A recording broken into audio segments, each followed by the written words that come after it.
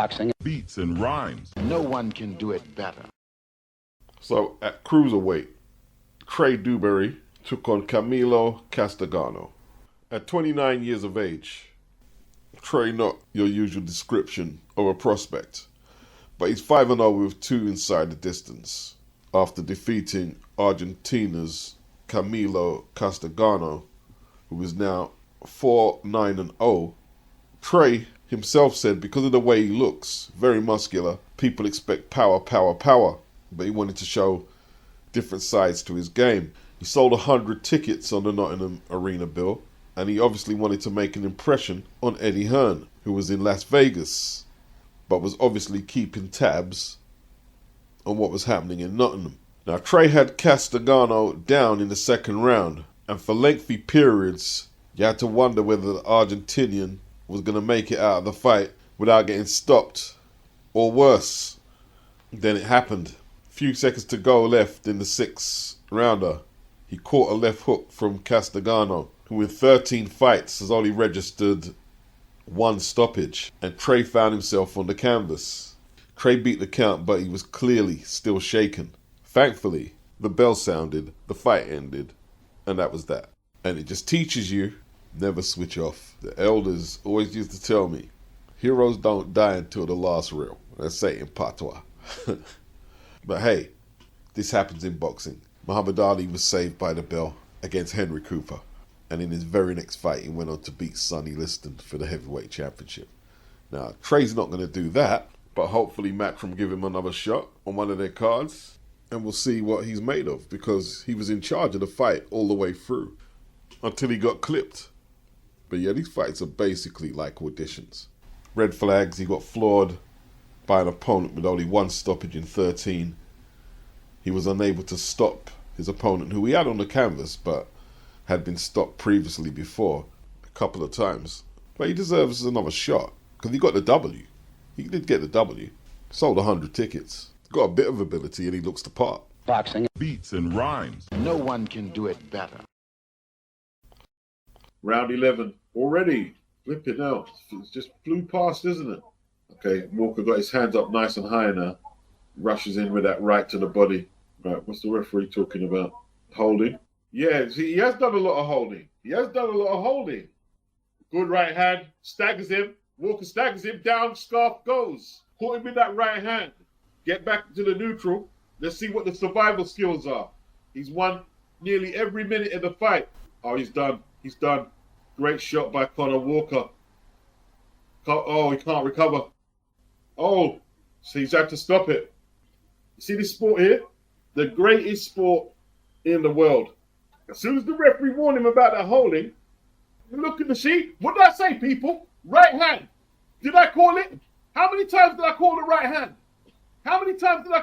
hand? He's got to compose himself when he throws either the jab or the backhand. When he throws it, he drops his hand.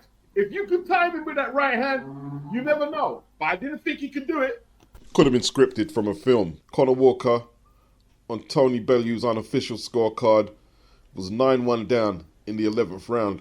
The referee finally warned Harry Scarff, the defending Commonwealth and British champion, about the excessive holding.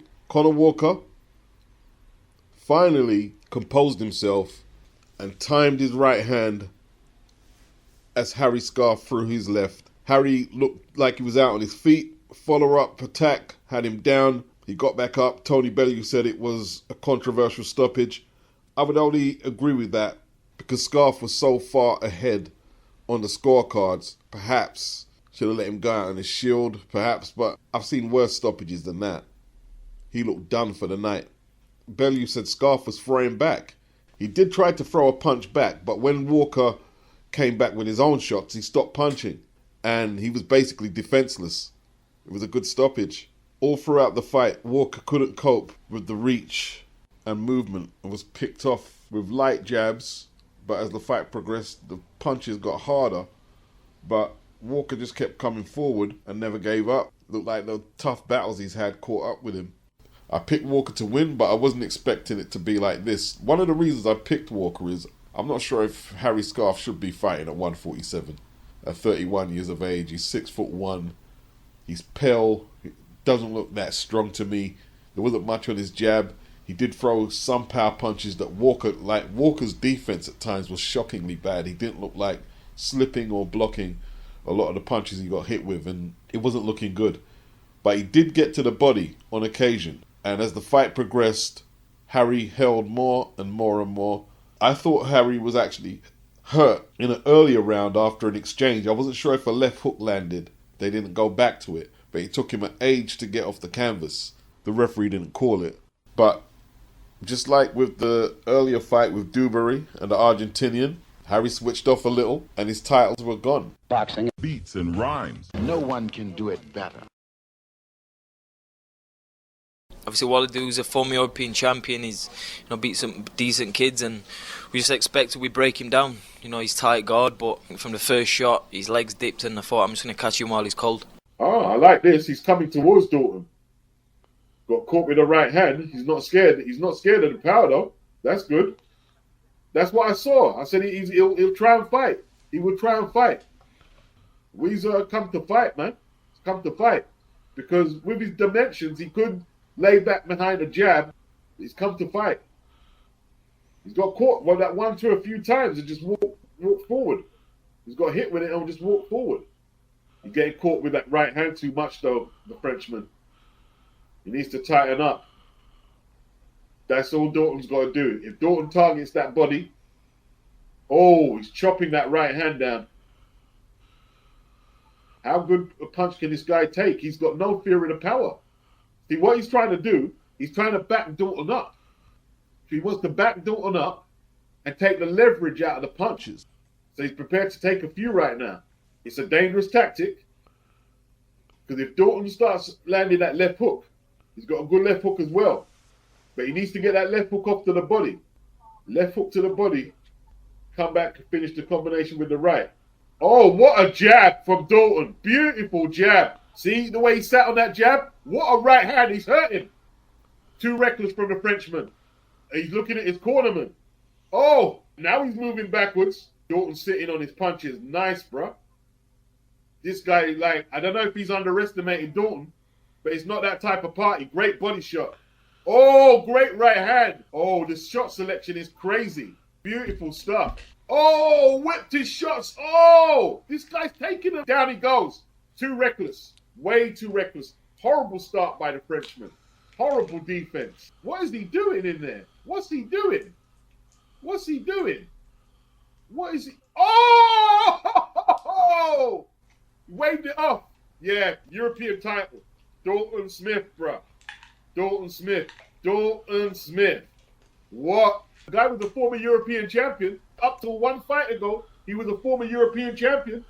That was the belt that Adam Azim gave up. He was garbage, though. It's almost like they've done no research on their opponent. He was begging to get knocked out.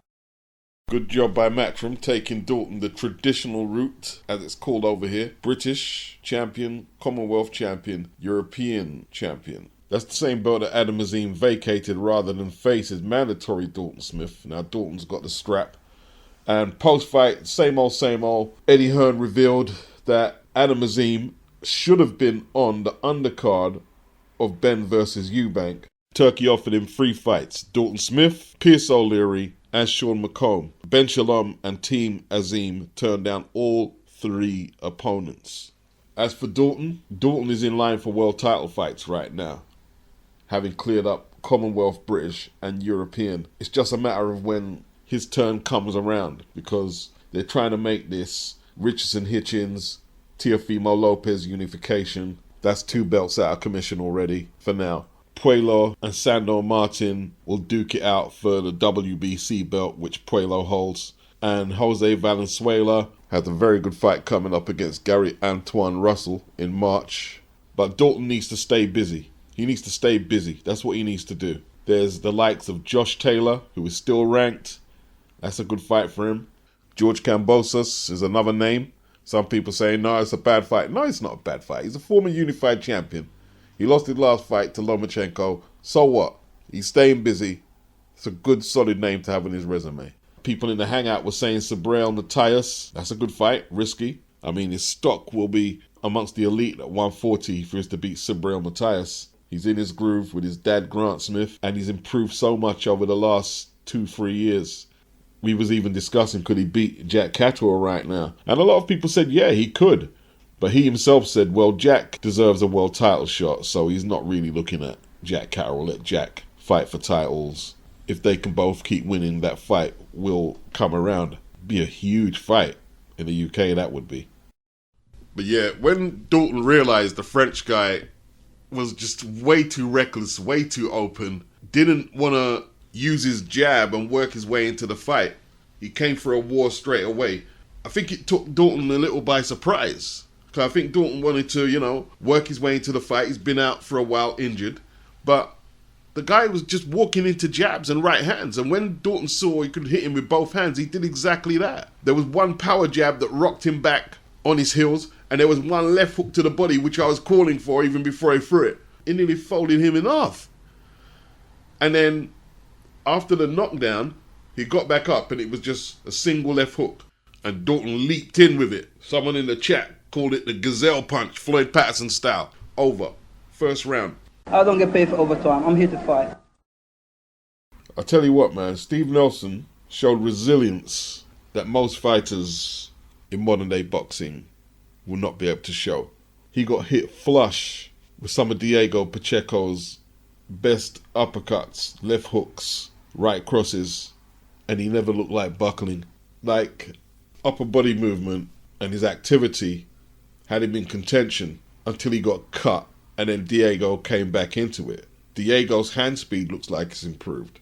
His balance, his timing as the fight progressed was pretty impressive. It looked like he was going to get a stoppage around the 9th and the 10th, and the punches he landed. How Steve Nelson took them shots, I don't know. He's just one of them tough guys. Extremely tough. He had Terence Crawford backing him, trained by Bo Mack, and they came ready. But at 36, his age ultimately might be against him, but still a dangerous fight for a lot of prospects and contenders. Still very dangerous. He flagged down the stretch. He said the cut impeded him from carrying out the game plan.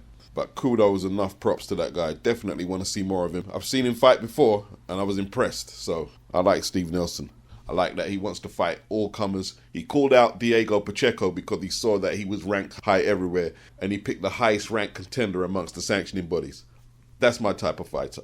And he went for it and put up a great night's entertainment. Contributed. What really impressed me about Diego is in the 11th. He was kind of worried if he punched himself out. And Nelson came back with some hard right hands. But Diego ate the shots. And it looks like he's grown up into a bona fide contender right now, Diego.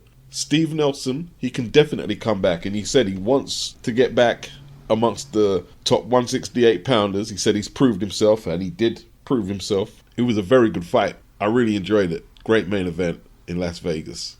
There's talk of a Berlanga Pacheco fight. I love that. The media will have to get onto Eddie Hearn for updates on the potential of a fight like that.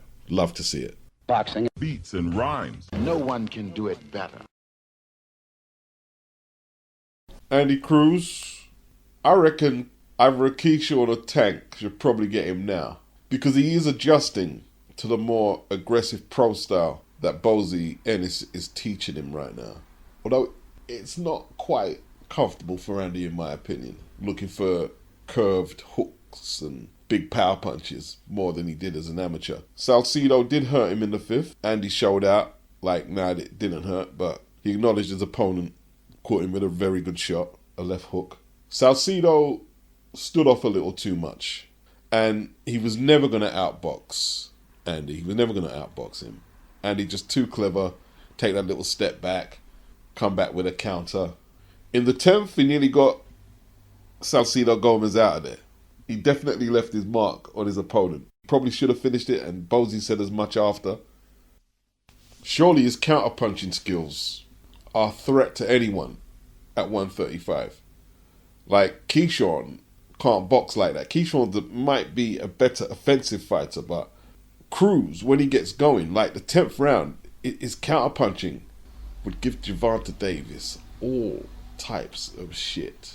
Davis is going to try and counter-punch himself. That's what he does. He's a counter-puncher. Can he counter-punch with this guy with the prestigious amateur background from the Cuban School of Boxing. Davis won't enjoy getting walked onto shots from someone with a high ring IQ like that.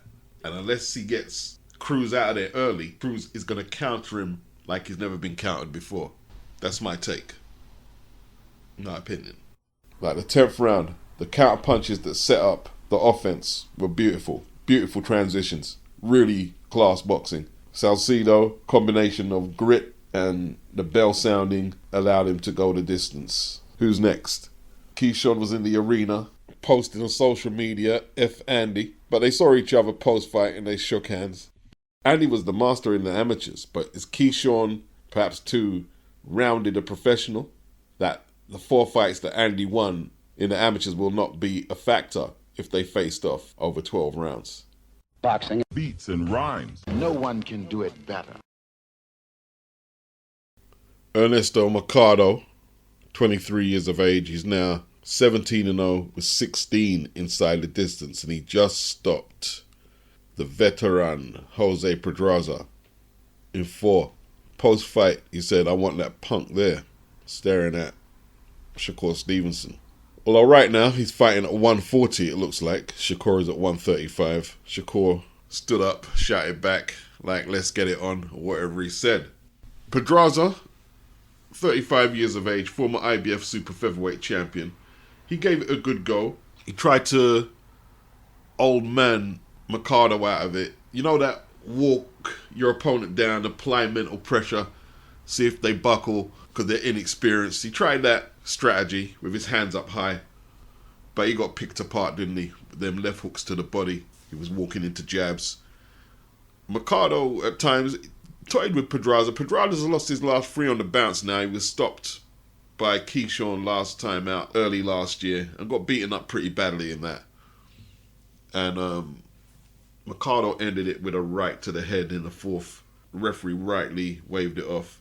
Mercado is definitely a genuine banger and a good addition to Matchroom's already vast 140-pound stable.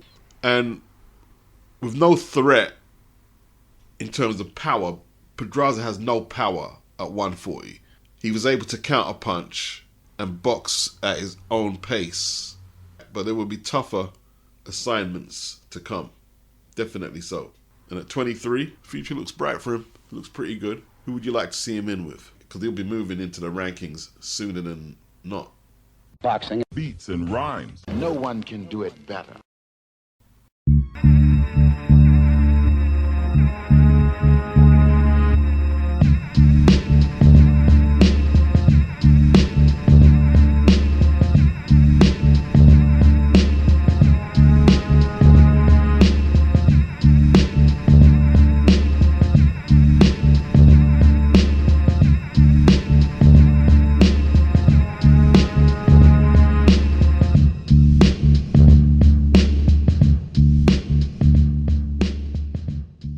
Boxing. Beats and rhymes. No one can do it better.